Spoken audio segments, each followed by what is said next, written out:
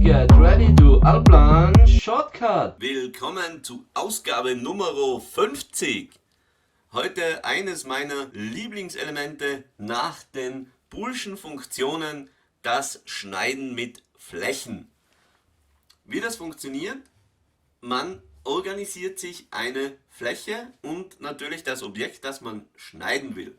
Hier oben gibt es unter freiem Modellieren die Funktion 3D-Körper mit Ebenen trennen. Wir wollen diesen Körper hier trennen und sagen ihm eine Bezugsfläche, zum Beispiel die Horizontalfläche. Jetzt haben wir dieses Teil vom anderen getrennt. Hier unten sieht man das Objekt, das man nun frei zur Verfügung hat. Man kann dieses Objekt jetzt weiterhin trennen. Ich kann sagen, ich will das Ganze mit dieser Fläche trennen. Und hier sehen wir dann auch schon, dass wir nur das obere Teil von dem Ganzen getrennt haben. Ich habe also nun ein schönes Dreieck und wenn ich die Fläche hier entferne, habe ich auch noch dieses Vieleck und eigentlich könnte ich meine Flächen so positionieren, dass ich hier ein Rechteck ausschneiden kann oder ein Loch einfügen kann und ich kann jetzt auch noch das Ganze auf der anderen Seite mit meiner grauen Fläche trennen. Die ziehe ich jetzt einfach mal nach oben, denn ich will hier ein anderes Element haben. Ich kann hier auch noch eine weitere Fläche hier links mit der 3D-Fläche an der Unterkante anhängen und sagen, das wird meine andere Fläche. Drehe mir das hierher, damit ich sehe, wo ich umgehe. Weiße Fläche, grünes Element, graue Fläche. Jetzt muss ich mir natürlich überlegen,